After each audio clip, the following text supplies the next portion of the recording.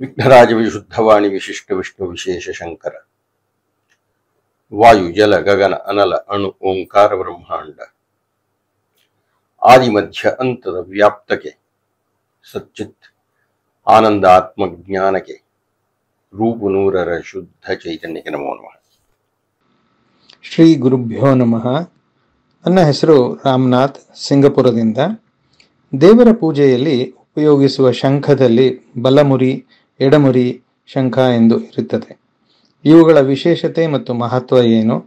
ಶ್ರೇಷ್ಠತೆಯಲ್ಲಿ ಏನಾದರೂ ವ್ಯತ್ಯಾಸ ಇದೆಯೇ? ದಯಮಾಡಿ ಉತ್ತರಿಸಿ. ನಮಸ್ಕಾರ. ರಾಮನಾಥ್, ನಮಸ್ಕಾರ. ಘಂಟೆ, ಶಂಖ, ಜಾಗಟೆ ಇವುಗಳೆಲ್ಲ ದೇವರ ಪೂಜೆಯ ಸಂದರ್ಭದಲ್ಲಿ ವಿಶಿಷ್ಟವಾದ ಧ್ವನಿಯನ್ನು ಹೊರಡಿಸತಕ್ಕಂತಹ ನಾದ ಮೂಲಗಳು. ಅದರಲ್ಲಿಯೂ ವಿಶೇಷವಾದ್ದು ಶಂಖ. ಯಾಕಪ್ಪ ಅಂದ್ರೆ ಸಮುದ್ರ ಮಥನದ ಕಾಲದಲ್ಲಿ ಮಹಾಲಕ್ಷ್ಮಿಯ ಜೊತೆಗೆ ಹುಟ್ಟಿದಂಥದ್ದು ಶಂಖ. ಶಂಖ ಚಕ್ರ ಗದಾಹಸ್ತೆ ಮಹಾಲಕ್ಷ್ಮೀ ನಮೋಸ್ತುತೆ ಅಂತಲೇ ಸ್ತುತಿ. ಶಂಖಧಾರಣೆಯನ್ನು ಮಾಡಿದ್ದಾಳೆ ಆಕೆ ಅಂತ.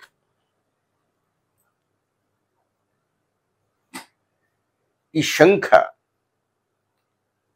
ಅನ್ನತಕ್ಕಂಥದ್ದು ಅದರ ವೈಜ್ಞಾನಿಕವಾಗಿ ಅದರ ವಿಷಯ ಬಿಡೋಣ. ಯಾವುದೋ ಒಂದು ಪ್ರಾಣಿ ಇರುತ್ತೆ ಅದರೊಳಗೆ, ಇತ್ಯಾದಿ ಇತ್ಯಾದಿ ಬಿಡಿ. ಅಂತೂ ಶಂಖ ಅನ್ನತಕ್ಕಂಥದ್ದಕ್ಕೆ ವೈದಿಕ ಧರ್ಮದಲ್ಲಿ ತುಂಬ ಪ್ರಾಧಾನ್ಯತೆ ಇದೆ. ವಿಶೇಷವಾಗಿ ಅದರಲ್ಲಿ ಹಾಲನ್ನು ತುಂಬಿಯೋ ನೀರನ್ನು ತುಂಬಿಯೋ ಅಭಿಷೇಕಕ್ಕೆ ಅದನ್ನ ಬಳಸ್ತಾರೆ. ಪಂಚಪಾತ್ರೆಯಲ್ಲೋ ಯಾವುದೋ ಒಂದು ಬಟ್ಲಲ್ಲೋ ದೇವರ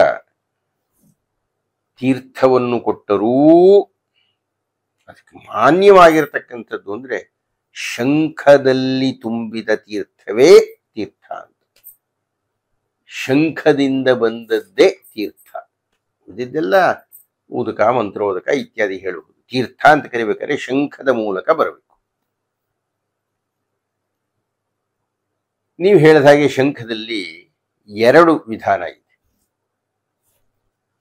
ಒಂದು ಬಲಮುರಿ ಶಂಖ, ಇನ್ನೊಂದು ಎಡಮುರಿ ಶಂಖ. ಈ ಬಲಮುರಿ ಶಂಖ, ಎಡಮುರಿ ಶಂಖ ಅಂದ್ರೆ ಅರ್ಥ ಏನಪ್ಪಾ ಅಂದ್ರೆ, ನೀವು ಆ ಶಂಖವನ್ನು ಹಿಡ್ಕೊಂಡ್ರೆ ಬಲಗೈನಲ್ಲಿ ಅದು ಎಡಮುರಿ ಶಂಖ, ಎಡಗೈನಲ್ಲಿ ಹಿಡ್ಕೊಂಡ್ರೆ ಅದು ಬಲಮುರಿ ಶಂಖ. ಹಿಡ್ಕೊಳ್ಳೋದೊಂದ್ರ ಅರ್ಥ ಏನು ಅಂದ್ರೆ, ಆ ಊದತಕ್ಕಂಥ ಜಾಗ ವೃತ್ತಾಕಾರವಾಗಿ ಹೀಗೆ ಸುತ್ತಲೂ ಇರುತ್ತೆ. ಈ ತುದಿಯಲ್ಲಿ ಶಂಖದ ತುದಿ ಬಂದಿರುತ್ತೆ. ಆವಾಗ ಅದು ಹಿಡ್ಕೊಳ್ಳೋದಿದೆಯಲ್ಲ, ಉಬ್ಬಿರತಕ್ಕಂಥ ಭಾಗ. ಹಾಗೆ ಉಬ್ಬಿರತಕ್ಕಂಥ ಭಾಗವನ್ನು ಹಿಡ್ಕೊಂಡ್ರೆ ಎಡಗಡೆಗೆ ಅದು ಬಾಯಿ ತೆಕ್ಕೊಳ್ಳುತ್ತೆ. ಹೀಗಾಗಿ ಎಡಗಡೆಗೆ ಬಾಯಿ ತೆಗೆದುಕೊಳ್ಳತಕ್ಕಂಥ ಶಂಖವನ್ನ ಎಡಮುರಿ ಶಂಖ ಅಂತ ಕರೀತಾರೆ. ಬಲಗಡೆಗೆ ಬಾಯಿ ತೆಕ್ಕೊಳ್ತಕ್ಕಂಥದ್ದನ್ನು ಬಲಮುರಿ ಶಂಖ ಅಂತಾರೆ. ಈಗ ಗಣಪತಿಯ ಸಂದರ್ಭದಲ್ಲಿ ಅದರ ಸೊಂಡ್ಲು ಬಲಗಡೆಗಿದೆಯಾ ಎಡಗಡೆಗಿದೆಯಾ ಅಂತ. ಬಲಮುರಿ ಶಂಖ ಅಂದ್ರೆ ಅಥವಾ ಬಲಮುರಿ ಗಣಪತಿ ಅಂದ್ರೆ ವಿಶೇಷವಾಗಿ ಮಹತ್ವಪೂರ್ಣವಾಗಿರ್ತಕ್ಕಂಥದ್ದು. ಸಾಮಾನ್ಯವಾಗಿ ಬಲಮುರಿ ಗಣಪತಿಯನ್ನು ಮನೆಯಲ್ಲಿ ಪೂಜೆ ಮಾಡಲ್ಲ, ಅದು ಮುಕ್ತಿಗೆ ಸಂಬಂಧಪಡುತ್ತೆ ಅಂತ. ನಾವು ಲೌಕಿಕದಲ್ಲಿ ಅಂಟ್ಕೊಂಡಿರ್ತೀವಿ, ಸಂಸಾರದಲ್ಲಿ ಇರ್ತೀವಿ, ಹೆಂಡತಿ ಮಕ್ಕಳು ಗಂಡ ಇತ್ಯಾದಿ ಇತ್ಯಾದಿಯಲ್ಲಿ ಇರ್ತೀವಿ. ಆದ್ರಿಂದ ಬಲಮುರಿ ಗಣಪತಿಯನ್ನು ಮನೆಯಲ್ಲಿಟ್ಟು ಪೂಜೆ ಮಾಡಬಾರದು ಅಂತ ಹೇಳ್ತಾರೆ. ಕೆಲವರು ಇಟ್ಟುಕೊಳ್ತಾರೆ. ಆದರೆ ಬಲಮುರಿ ಗಣಪತಿಯನ್ನು ಮನೆಯಲ್ಲಿಟ್ಟು ಪೂಜೆ ಮಾಡಿದ್ರೆ ಅದಕ್ಕೆ ವಿಶೇಷವಾಗಿರತಕ್ಕಂಥ ಮಡಿ, ವಿಶೇಷವಾಗಿರೋ ನೈವೇದ್ಯ ಅದೆಲ್ಲ ಮಾಡಬೇಕಾಗುತ್ತೆ. ಇರ್ಲಿ, ಈಗ ನಾವು ಬಲಮುರಿ ಗಣಪತಿ ಬಗ್ಗೆ ಮಾತಾಡ್ತಾ ಇಲ್ಲ. ಆದರೆ ಅದಕ್ಕೆ ತದ್ ವಿರುದ್ಧವಾದ ಹೇಳಿಕೆ ಶಂಖಕ್ಕೆ ಸಂಬಂಧಪಟ್ಟಿತ್ತು. ಅಂದರೆ ಬಲಮುರಿ ಗಣಪತಿಯನ್ನು ಆದಷ್ಟು ಮನೆಯಲ್ಲಿ ಇಡಕೂಡದು ಅನ್ನುವ ನಿರೀಕ್ಷಣೆ ಇದ್ರೆ, ಅರೆ ಬಲಮುರಿ ಶಂಖ ಸಿಕ್ಕರೆ ಮನೆಯಲ್ಲಿ ಇಟ್ಟರೆ ಬಹಳ ಪವಿತ್ರ ಆಗುತ್ತೆ ಅನ್ನತಕ್ಕಂಥ ಭಾವ. ಇಡ್ಬೋದಲ್ಲ? ಇಲ್ಲ, ಅಷ್ಟು ಸುಲಭ ಅಲ್ಲ. ಎಡಮುರಿ ಶಂಖ ಅನ್ನುವುದು ನೀವು 10,000 ಸಿಕ್ಕರೆ ಬಲಮುರಿ ಶಂಖ ಒಂದು ಸಿಗಬಹುದಷ್ಟೇ. ಬಲಮುರಿ ಶಂಖ ಸಿಗುವುದು ಬಹಳ ಬಹಳ ಬಹಳ ಕಷ್ಟ, ಬಹಳ ವಿರಳ. ಹೀಗಾಗಿ ಬಲಮುರಿ ಶಂಖವನ್ನು ಸಂಗ್ರಹಿಸುವುದೇ ಒಂದು ದೊಡ್ಡ ವಿಶೇಷ. ಹೇಳ್ತಾರಪ್ಪ, ನನಗೆ ಖಚಿತವಾಗಿ ಗೊತ್ತಿಲ್ಲ, ಲಕ್ಷ ರೂಪಾಯಿಗಳ ತನಕ ಹೋಗ್ಬಿಡುತ್ತದು ಅಂತ. ಅದರ ಗಾತ್ರ, ಅದರ ಉದ್ದ, ಇವುಗಳ ಮೇಲೆಲ್ಲ.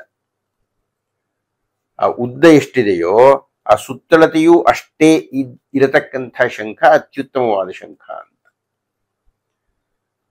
ಈ ಬಲಮುರಿ ಶಂಖ ಎಷ್ಟು ಮಹತ್ವಪೂರ್ಣವಾಗಿದೆ ಎಂದರೆ ಅದರ ಬಗ್ಗೆ ವರ್ಣನೆಗಳನ್ನು ಕೇಳಿದ್ದೀನಿ, ನಾನು ನೋಡಿಲ್ಲ ಪ್ರತ್ಯಕ್ಷವಾಗಿ. ನೀವು ಸಾಧ್ಯ ಆದರೆ ಪ್ರಯತ್ನ ಪಡಿ. ಈ ಬಲಮುರಿ ಶಂಖವನ್ನ ಒಂದು ಪಾತ್ರೆಯಲ್ಲಿ ಇಡ್ತೀರಿ. ಆ ಪಾತ್ರೆಯಲ್ಲಿ ಇಟ್ಟು ಅದರ ಮೇಲೆ ಅಕ್ಕಿ ತುಂಬುತ್ತೀರಿ. ಆ ಶಂಖ ಬಲಮುರಿ ಶಂಖವಾದರೆ ಆ ಅಕ್ಕಿಯ ರಾಶಿಯನ್ನು ಭೇದಿಸಿಕೊಂಡು ಮೇಲಕ್ಕೆ ಬಂದು ಬಿಡುತ್ತದೆ ಅನ್ನತಕ್ಕಂಥದ್ದು ಕಂಡವರು ಹೇಳ್ತಕ್ಕಂಥದ್ದು. ಹಾಗೂ ಯಾವುದೋ ಕೆಲವು ಚಿತ್ರೀಕರಣದ ದೃಶ್ಯಗಳಲ್ಲೂ ನಾನು ನೋಡಿದ್ದೇನೆ. ಅಂದ್ರೆ ಅರ್ಥ ಏನು ಅಂದ್ರೆ, ಅದು ಬಲಮುರಿ ಶಂಖವಾದರೆ ಆ ಬಲಮುರಿ ಶಂಖದ ಮಹತ್ವ ಏನಪ್ಪಾ ಅಂದ್ರೆ, ಅದನ್ನು ಪರೀಕ್ಷೆ ಮಾಡತಕ್ಕಂಥದ್ದು, ಅದರ ಪಾವಿತ್ರ್ಯತೆಯ ದೃಷ್ಟಿಯಲ್ಲಿ ಗೆಲ್ಲತಕ್ಕಂಥದ್ದು ಅಕ್ಕಿಯ ರಾಶಿಯ ತಳದಲ್ಲಿ ಇರತಕ್ಕಂತಹ ಶಂಖ ಮೇಲಕ್ಕೆ ಬರುತ್ತದೆ ಭೇದಿಸಿಕೊಂಡು ಅನ್ನತಕ್ಕಂಥದ್ದು. ಹೀಗಾಗಿ ಈ ಬಲಮುರಿ ಶಂಖದಲ್ಲಿ ಅಭಿಷೇಕ ಮಾಡತಕ್ಕಂಥದ್ದು ಬಹಳ ಶ್ರೇಷ್ಠ ಅಂತ.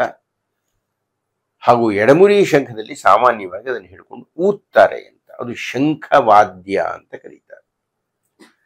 ಶಂಖವಾದ್ಯ ಮಾಡುವುದರಿಂದಾಗಿ ನಮ್ಮ ಸುತ್ತಮುತ್ತಲೂ ಇರತಕ್ಕಂತಹ ಋಣಾತ್ಮಕ ಅಂಶಗಳು ಹೋಗುತ್ತೆ ಅಂತ. ಪಾಂಚಜನ್ಯಂ ಹೃಷೀಕೇಶೋ ದೇವದತ್ತಂ ಧನಂಜಯ ಪೌಂಡ್ರಂ ದಧ್ಮೌ ಮಹಾಶಂಖಂ ಭೀಮಕರ್ಮಾವೃಕೋದರ ಅನಂತ ವಿಜಯಂ ರಾಜ ಕುಂತೀಪುತ್ರೋ ಯುಧಿಷ್ಠಿರ. ಈ ರೀತಿಯಾಗಿ ಭಗವದ್ಗೀತೆಯಲ್ಲಿ ಅಂದ್ರೆ ಮಹಾಭಾರತದಲ್ಲಿ ವರ್ಣನೆ ಬರುತ್ತೆ ಯಾರ್ಯಾರ ಕೈನಲ್ಲಿ ಯಾವ ಯಾವ ಶಂಖ ಇತ್ತು ಅಂತ. ನಕುಲ ಸಹದೇವಶ್ಚ ಸುಘೋಷ ಮುನಿಪುಷ್ಪಕ ಕೊನೆಯರಡು. ಪಾಂಚಜನ್ಯಂ ಹೃಷೀಕೇಶೋ, ಕೃಷ್ಣನ ಕೈನಲ್ಲಿ ಇರತಕ್ಕಂತಹ ಶಂಖದ ಹೆಸರು ಪಾಂಚಜನ್ಯ. ದೇವದತ್ತಂ ಧನಂಜಯ, ಧನಂಜಯನ ಕೈನಲ್ಲಿ ಇರತಕ್ಕಂತಹ ಶಂಖದ ಹೆಸರು ದೇವದತ್ತ.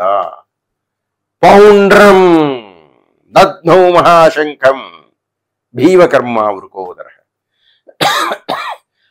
ಆ ಪೌಂಡ್ರ ಅಂದ್ರೆ ಗಂಟಲು ಕಟ್ಟತ್ತೆ. ಅಂಥ ಮಹಾಶಂಖ ಭೀಮನ ಹತ್ರ ಇತ್ತು. ಅನಂತ ವಿಜಯಂ ರಾಜ ಕುಂತೀಪುತ್ರೋ ಯುಧಿಷ್ಠಿರ, ಯುಧಿಷ್ಠಿರ ಹತ್ರ ಅನಂತ ವಿಜಯ ಅಂತಕ್ಕಂಥ ಶಂಖ ಇತ್ತು. ನಕುಲ ಸಹದೇವರ ಹತ್ರ ಸುಘೋಷ ಹಾಗೂ ಮಣಿಪುಷ್ಪಕ ಅಂತಕ್ಕಂಥ ಶಂಖಗಳು. ಹೀಗಾಗಿ ಶಂಖ ಅನ್ನತಕ್ಕಂಥದ್ದು ಅತ್ಯಂತ ಶ್ರೇಷ್ಠವಾಗಿರತಕ್ಕಂಥದ್ದು, ಮಹತ್ವಪೂರ್ಣವಾಗಿರತಕ್ಕಂಥದ್ದು. ಹಳೆಯ ಕಾಲದಲ್ಲಿ ಯುದ್ಧದ ಆರಂಭ ಆಗಬೇಕಾದ್ರೆ ಶಂಖನಾದವನ್ನು ಮಾಡಬೇಕು. ದಧ್ಮೌ ಶಂಖೌ ಪೃಥಕ್ ಪೃಥಕ್, ಮತ್ತೆ ಮತ್ತೆ ಶಂಖನಾದವನ್ನು ಮಾಡಿದ ಮೇಲೆ ಮಹಾಭಾರತದ ಯುದ್ಧ ಶುರುವಾಯಿತು ಅಂತ. ಹೀಗಾಗಿ ಎಡಮುರಿ ಶಂಖ ಬಲಮುರಿ ಶಂಖ ಎರಡೂ ಶ್ರೇಷ್ಠವೇ. ಬಲಮುರಿ ಶಂಖ ಸಿಗೋದು ಬಹಳ ಕಷ್ಟ, ಬಹಳ ಕಡಿಮೆ ಪ್ರಮಾಣದಲ್ಲಿ ಸಿಗುತ್ತೆ, ತುಂಬಾ ಬೆಲೆಯುಳ್ಳದ್ದಾಗಿರುತ್ತೆ. ಅದಕ್ಕೆ ಈಗಾಗಲೇ ಹೇಳಿರತಕ್ಕಂಥ ವಿಶೇಷವಾದ ಮಹತ್ವ ಇರುತ್ತೆ. ಮತ್ತು ಆ ಶಂಖವನ್ನು ನೀವು ಕಿವಿಯ ಹತ್ರ ಹಿಡಿದುಕೊಂಡ್ರೆ ಸಮುದ್ರದ ಘೋಷ ನಿಮ್ಮ ಕಿವಿಗೆ ಕೇಳುತ್ತೆ. ಸಾಕು ಅಂತ ಕಾಣುತ್ತೆ. ನಮಸ್ಕಾರ ಗುರುಗಳ ನಮಸ್ಕಾರ. ನನ್ನ ಹೆಸರು ಶ್ರೀಕಾಂತ್ ಅಂತ. ನಾನು ಮೂಲತಃ ಬೆಂಗಳೂರಿನ ನಿವಾಸಿ. ನನಗಿರುವ ಪ್ರಶ್ನೆ ಬಹಳ ಮಂದಿಗೂ ಇರುವಂತಹ ಪ್ರಶ್ನೆನೆ. ಕರ್ನಾಟಕದ ಭವ್ಯವಾದ ಇತಿಹಾಸನ ನಾನು ಓದ್ಬೇಕು ಅಂತ ನನಗೆ ತುಂಬಾ ಆಸಕ್ತಿ ಇದೆ. ನಾನು ತಕ್ಕ ಮಟ್ಟಿಗೆ ಸಾಧ್ಯವಾದಷ್ಟು ಪುಸ್ತಕಗಳನ್ನ ಓದ್ತಾ ಇದ್ದೀನಿ. ಆದ್ರೆ ಒಂದು ಮಾರ್ಗದರ್ಶನ ಇಲ್ಲದೆ ಇರೋಂಗಾಗಿದೆ. ಅದಕ್ಕೇನೆ ಕರ್ನಾಟಕದ ಇತಿಹಾಸ ಹಾಗೂ ಕನ್ನಡ ಭಾಷೆ ಆ, ಸೌಂದರ್ಯ ಇದನ್ನ ತಿಳಿದುಕೊಂಡು ಬೇರೆಯವ್ರಿಗೂ ತಿಳಿಸ್ಬೇಕು ಅಂದ್ರೆ ಕನ್ನಡ ಕೃತಿಗಳು ಹಾಗೂ ಕನ್ನಡ ಇತಿಹಾಸದ ಕೃತಿಗಳು ಇವೆರಡರನ್ನು ಪ್ರಾರಂಭಿಸಲಿಕ್ಕೆ ಒಂದು ಆ, ಆ, ಸಲಹೆ ಅಥವಾ ತಮ್ಮ ಮಾರ್ಗದರ್ಶನ ನನಗೆ ಕೇಳ್ಕೊಂತೀನಿ. ಧನ್ಯವಾದಗಳು. ಶುಭಮಸ್ತು.